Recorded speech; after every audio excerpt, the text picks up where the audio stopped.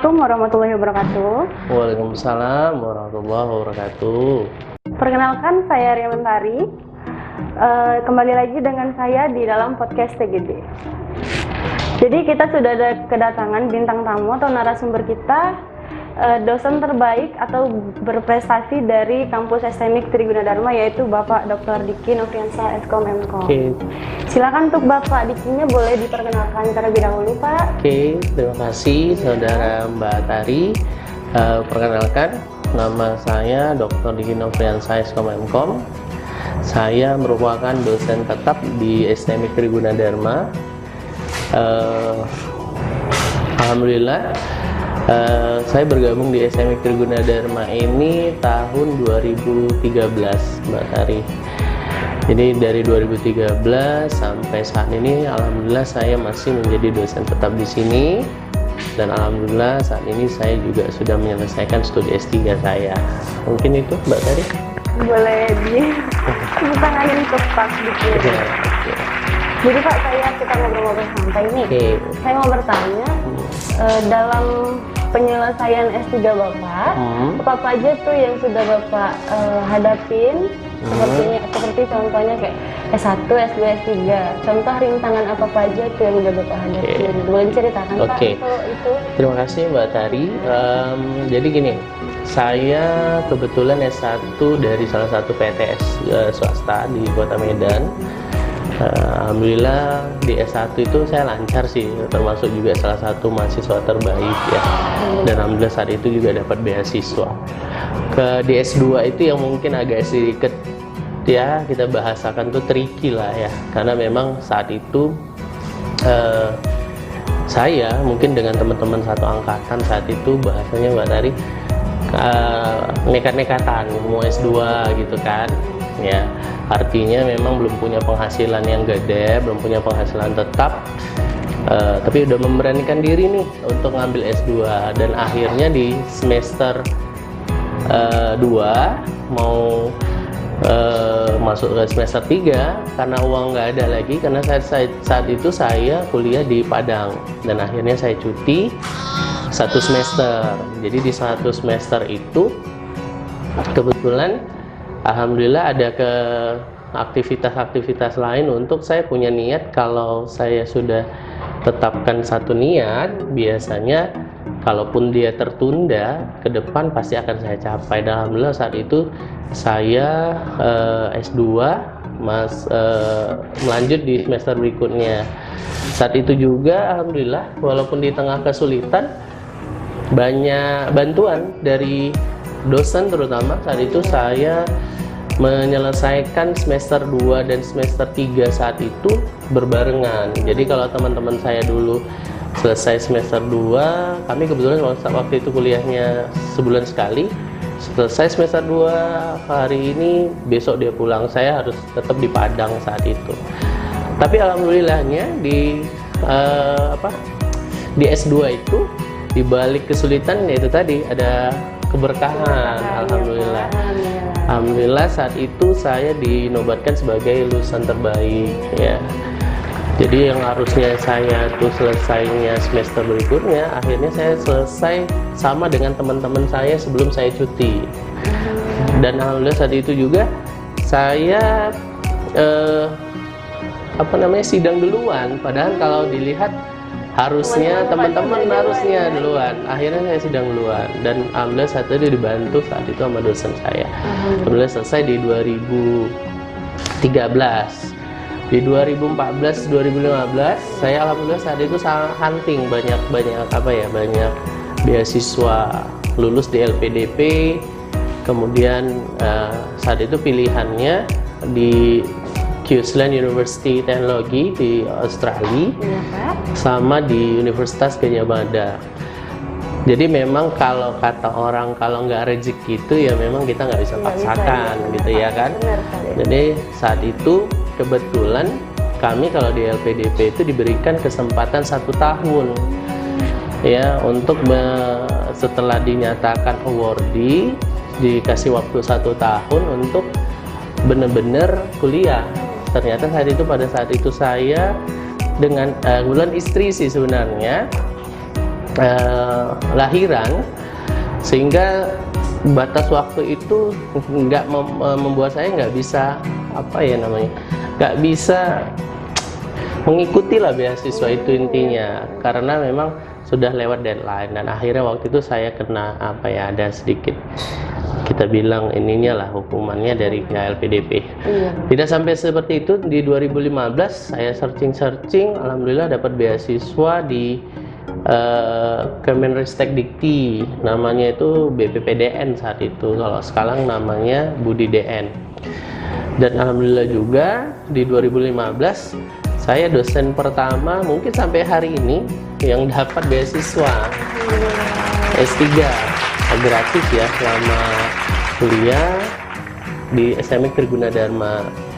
Dan sedikit juga memang berbagi di 2018 itu saya alhamdulillah selesai 3 tahun tepat wisuda dan dinyatakan sebagai salah satu lulusan terbaik di S3. Jadi di S1, S2, S3 alhamdulillah yang jadi terbaik saat itu. Kemudian mungkin yang uniknya di S3 saat itu sedikit saya berbagi ya saya kebetulan memang S3 itu kita nyusun disertasi ya. Nah, kalau S1 namanya skripsi, S2 tesis, S3 disertasi. Jadi tingkat kesulitan disertasi ini memang beda dibandingkan S2 dengan S1. Jadi pada saat saya menyelesaikan disertasi saat itu, alhamdulillah dapat musibah lagi. Jadi waktu itu saya divonis salah satu penyakit tertentu dan saya harus operasi. Ya, jadi saat itu saya dioperasi di salah satu rumah sakit di daerah Deli Serdang. Kemudian itu di awal 2018 ya, sebelum mau sidang tertutup, setelah operasi itu Mbak Tari, ternyata penyakit saya kambuh tuh di saat saya di Padang itu, saat itu ingat banget tuh. Jadi 2 hari sebelum saya sidang tertutup S3, penyakit saya kambuh. Di waktu itu ditemani sama teman saya waktu itu dari salah satu perguruan tinggi juga. Itu berobat ke salah satu rumah sakit yang ada di Padang, dan dibawa ke rumah sakit itu dokter bilang divonis ini harus dioperasi ulang. Jadi yang saya dioperasi pertama di awal 2018 itu karena ada kesalahan atau apa saya nggak tahu dari sisi medis. Di 2018 itu udah mau 2 hari sebelum sidang tertutup saya diharuskan untuk operasi. Di saat itu saya ngebayangin gini, ini kok cobaan kok berat banget gitu ya. 2 hari orang harusnya mempersiapkan diri untuk sidang tertutup, saya malah dikasih musibah. Dan akhirnya saat itu entah kenapa saya memilih untuk tidak keluar dari rumah sakit. Jadi pada saat keluar dari rumah sakit itu untuk melanjutkan untuk melanjutkan sidang tertutup itu, walaupun memang dokternya bilang ini sangat beresiko, tapi bagi saya that's it, itu adalah choice, itu adalah pilihan. Akhirnya saya paksakan diri, alhamdulillah 2 hari kemudiannya saya sidang. Tapi pada saat itu memang saya udah menahan rasa sakit yang amat luar biasa saat itu.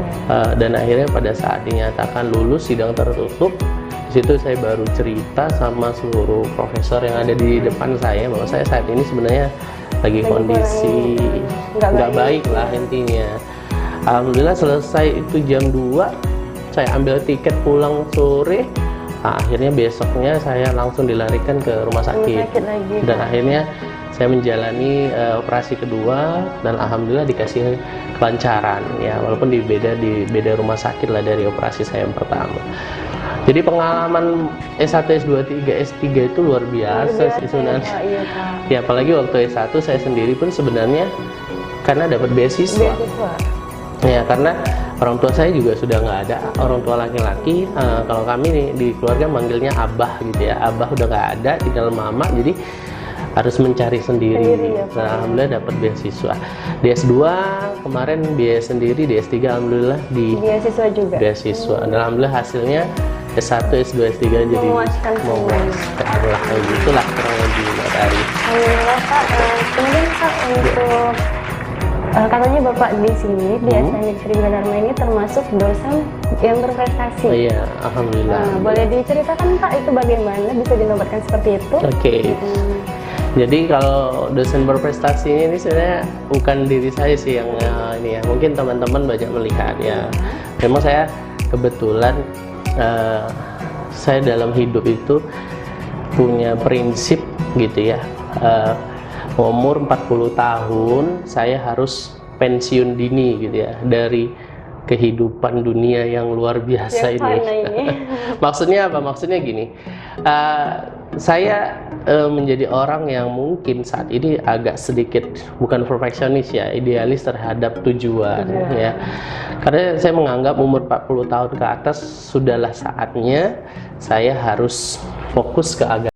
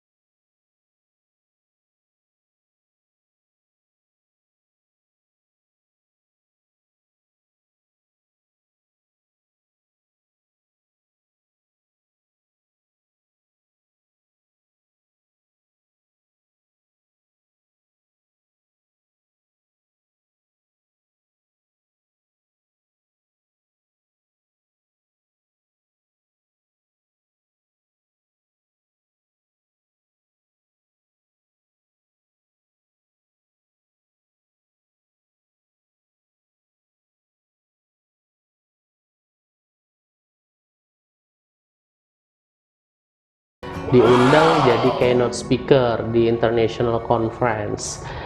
Ya, alhamdulillah mungkin itu kali yang dilihat teman-teman gitu ya. Sehingga beberapa nggak berprestasi. Kalau bagi saya sih belum. Tapi saya juga ya mungkin itulah kurang lebihnya gitu Mbak Dariha. Wah, jadi sahabat TGD untuk Pak Dikinya sangat berprestasi sekali ya. Terus Pak, ini agak melenceng nih pertanyaan kita ya, Pak, agak santai-santai.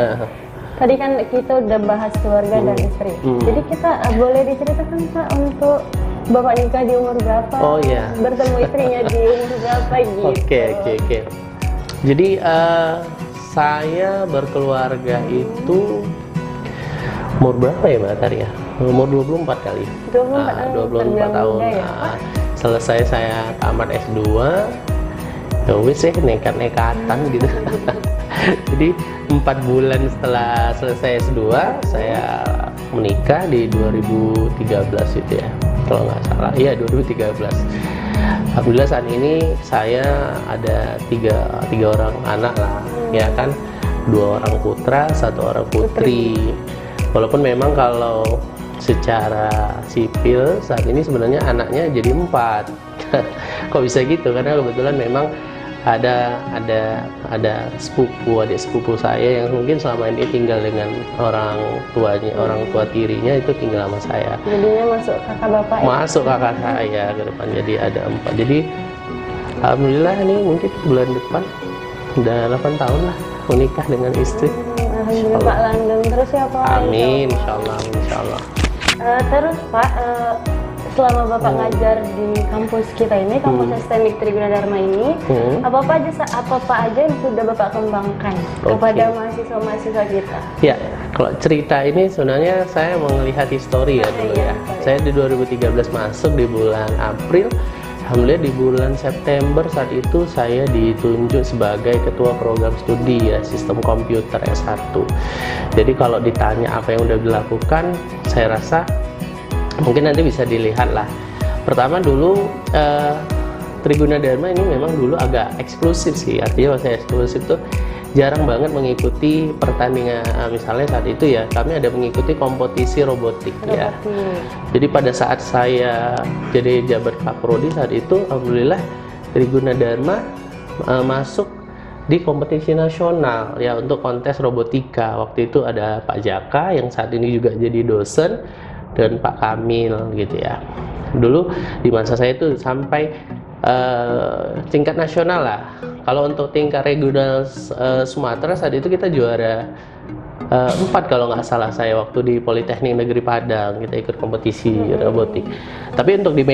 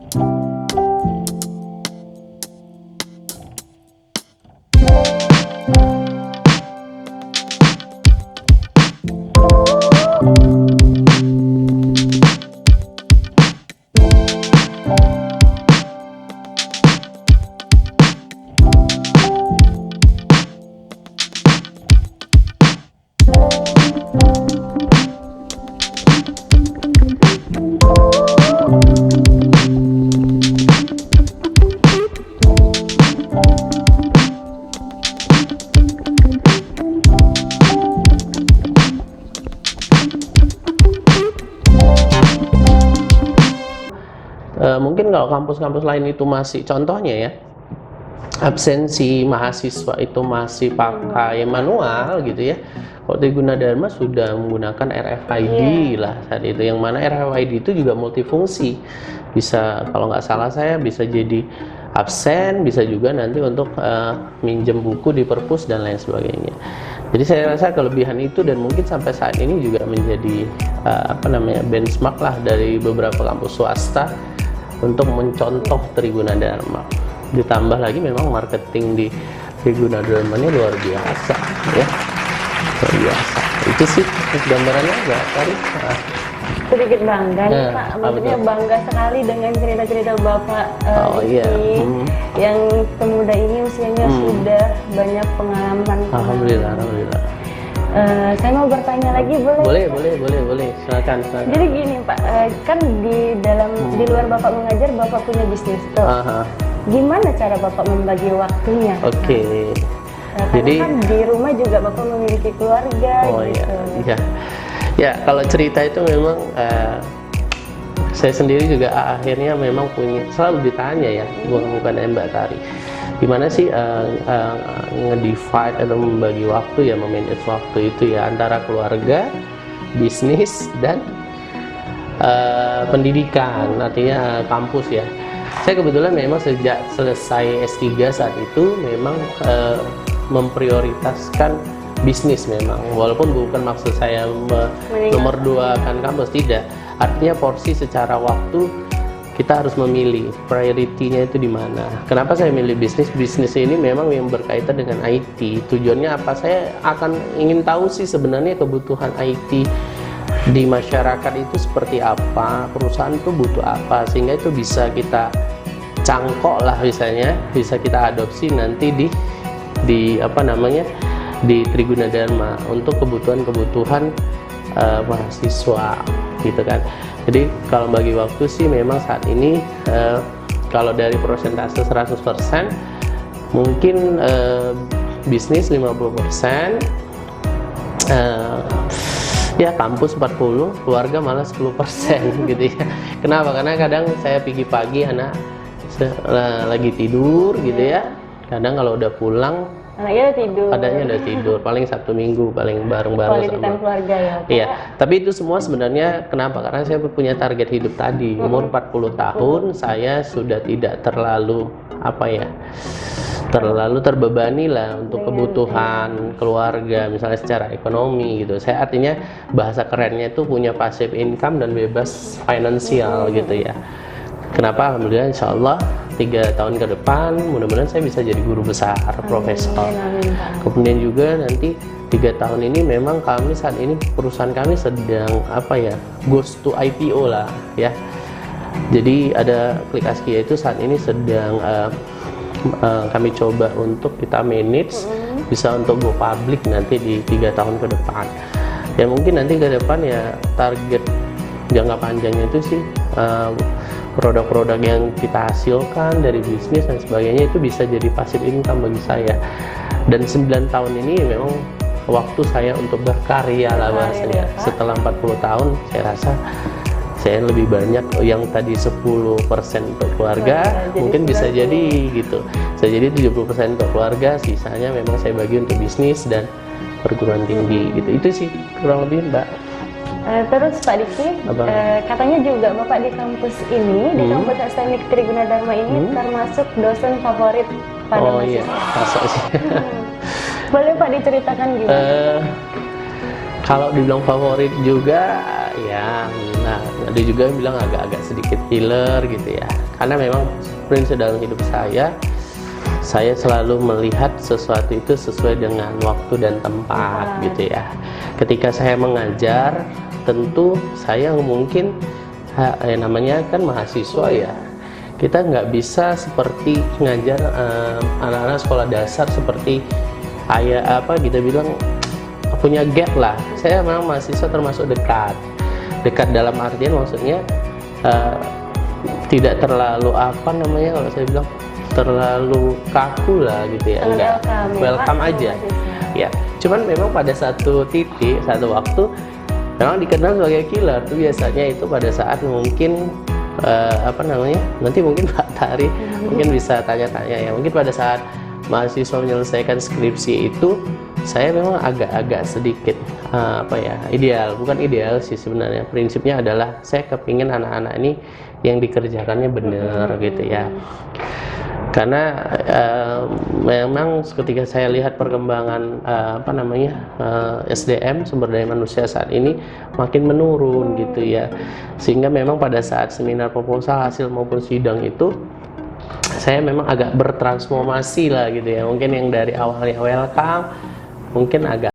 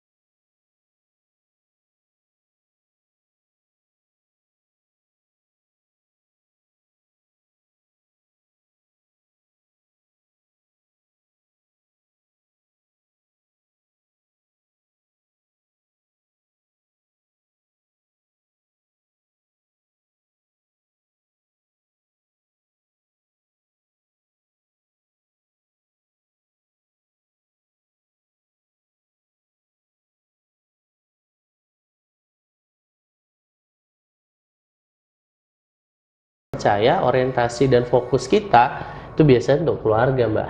Jadi ya pasti kan.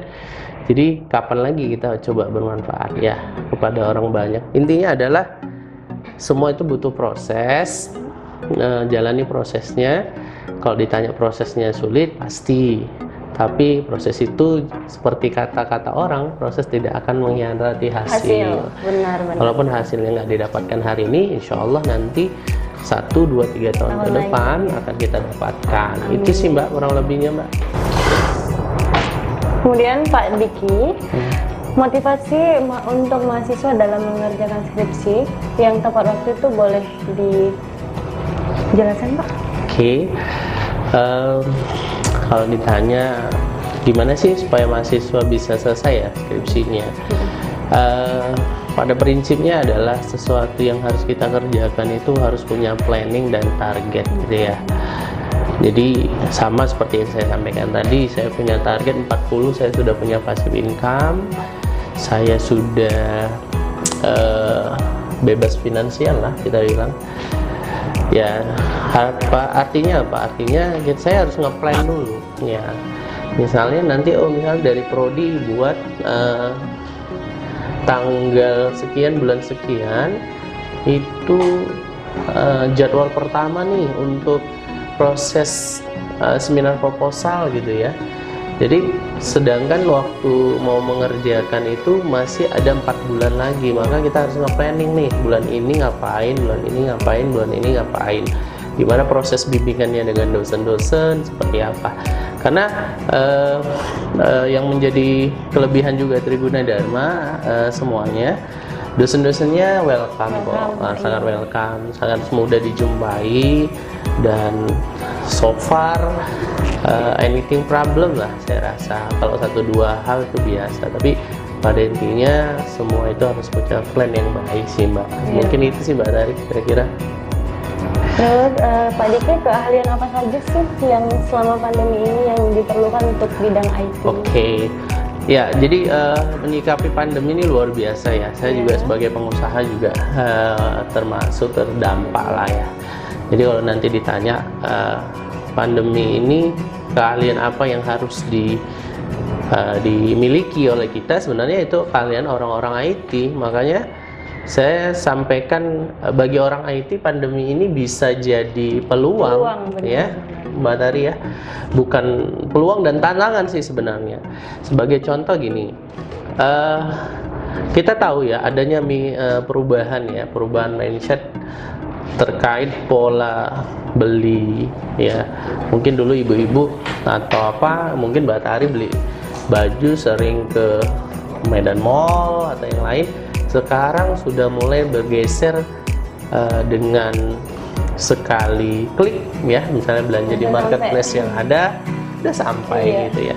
Jadi misalnya contoh keahlian itu di bidang digital marketing sangat dibutuhkan, kemudian bidang keahlian pemrograman web, Android dan yang lain itu sangat dibutuhkan. Maka saya bilang bagi anak IT harusnya pandemi ini adalah menjadi peluang, tetapi juga memang agak sedikit tantangan. Tinggal kita menyikapinya seperti apa gitu ya. Pak Diki. Iya Mbak. Terkait IT nih Pak, kedepannya menurut Bapak seperti apa sih Pak? Boleh diceritakan Pak, boleh dijabarkan atau dijelaskan? Oke. Ya sedikit berbagi pengalaman lah ya, sesuai dengan yang pernah sedang dan akan saya jalani ke depan. Jadi IT ini bakalan terus berkembang ya, dan efeknya terhadap beberapa bidang gitu di sisi education, komersial, keuangan dan lain-lain itu cukup punya dampak yang cukup besar gitu ya. Sebagai contoh gini Mbak Tari, mungkin dulu Mbak Tari kalaupun mau belanja baju gitu ya harus ke Medan Mall gitu ya. Sekarang mungkin tinggal buka gadget, install salah satu marketplace gitu ya, tinggal pilih-pilih segala macam baju yang disuka, dah datang bajunya. Oke. Ke depan bahkan saya melihat gini ya, berdasarkan hasil riset saya juga di bidang edukasi itu juga bakalan ada disrupsi gitu ya. Kenapa saya katakan demikian? Memang trennya itu nanti ke depan mungkin bisa jadi pendidikan itu juga mengarah ke digital education gitu ya. Kenapa? Karena memang udah banyak sekali ya platform-platform education teknologi yang saat ini dikembangkan gitu ya. Bisa jadi nanti kampus itu bakalan jadi kampus digital gitu ya. Karena ada contohnya juga, saya pernah dengar namanya, kalau nggak salah saya Sabar Asia, itu satu kampus pertama digital gitu ya di Indonesia, dan itu diakui sama kementerian. Bisa jadi nanti dengan adanya perkembangan teknologi ini, bisa jadi 10 tahun ke depan pendidikan juga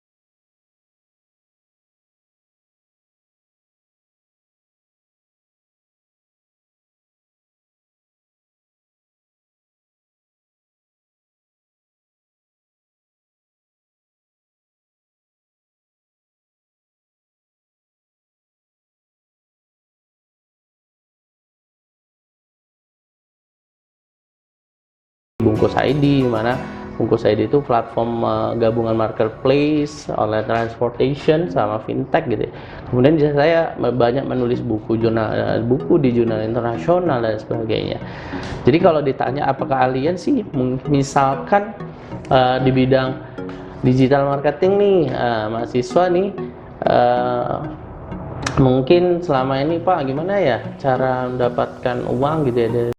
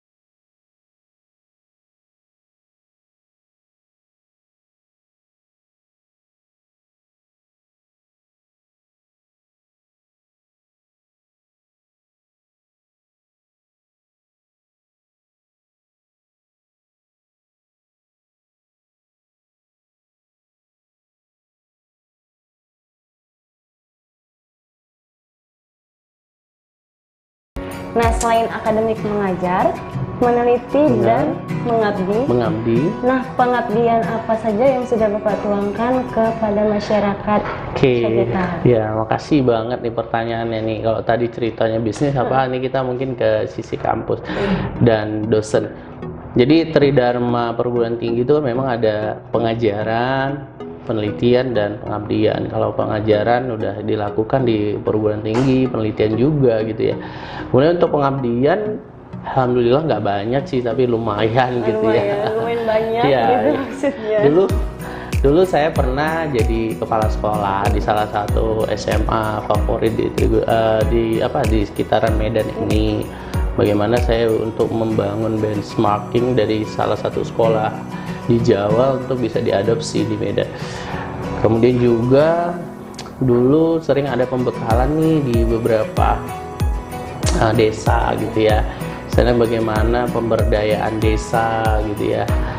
Kemudian juga belakangan ini alhamdulillah saya disibukkan, saya ada membangun sih, memang niat awalnya itu adalah sebagai bentuk. Untuk pengabdian terakhir ini ya alhamdulillah saya awalnya Mbak Tari itu sebenarnya bentuk pengabdian dan bakti saya kepada orang tua ya. Saya ada membuat sebuah rumah tahfiz gitu ya. Rumah tahfiz Cyber Quran namanya, di mana rumah tahfiz itu memang saya gratiskan untuk orang-orang yang kurang mampu. Untuk anak kecil atau? Enggak, dia untuk yang jenjang mungkin seumuran sekolah menengah atas gitu ya. Remaja ya? Remaja, dimana dia harus karena saya gratiskan itu memang ada beberapa syarat. Pertama memang tidak mulai dari nol banget sih, dia harus punya hafalan berapa juz dulu. Kelebihan dari yang saya rumah tahfiz saya itu nanti mereka akan kami bekali nih di dunia, selain mereka aja hafal Quran dan tahsin, juga nanti kita bekali mereka di bidang digital, bidang IT. Kami akan ajarkan mereka pemrograman, kita ajarkan mereka digital bisnis gitu. Kemudian kami ajarkan mereka hal-hal lain lah yang mungkin bisa bermanfaat nih bagi dia di masa depan. Mungkin banyak yang nanya kenapa harus seperti itu, karena saya juga sudah pada titik ini semua sudah mungkin belum semua sih saya dapatkan, tapi saya merasa ada sesuatu yang kurang ya. Kayak saya buat rumah tahfiz ini supaya saya juga nanti bisa belajar. Nanti kalau Mbak Tari mau belajar juga hafal Quran sambil diajari juga dunia IT, juga boleh gabung deh di sana. Jadi ya. bekal juga untuk Bapak ya? Iya benar, itu sih gambarannya. Walaupun memang kalau ditanya itu memang awal mula memang semenjak orang tua saya wafat, saya berpikir gimana ya supaya upaya bakti saya kepada kedua orang tua, salah satu mungkin itu. Itu sih Mbak Tari. Oke Mbak Diki, boleh dikasih statement closingnya untuk sahabat podcast kita? Oke, saya ingin mengatakan dua hal ya. There is a will, there is a way. Di mana ada kemauan, di situ ada jalan. Jenius dan kesuksesan adalah gabungan dari 1% rencana dan 99% kerja keras. Jadi saatnya kita menjadi pemuda yang bekerja keras dan jadilah agent of change untuk diri kita, keluarga kita, dan orang sekeliling kita. Mudah-mudahan apa yang saya sampaikan dari tadi bermanfaat. Insya Allah kita semuanya diberikan kesuksesan. Amin. Terima kasih Mbak Tari. Baik sahabat podcast, cukup sekian dan dari perbincangan kita hari ini kepada narasumber kita, yaitu Bapak Dr. Diki Nofriansa Eskom Mkom, di mana dia adalah seorang pakar ahli, dosen tetap, dan pengusaha hebat. Thank you. Terima kasih. Terima kasih semuanya. Assalamualaikum warahmatullahi wabarakatuh. Waalaikumsalam warahmatullahi wabarakatuh.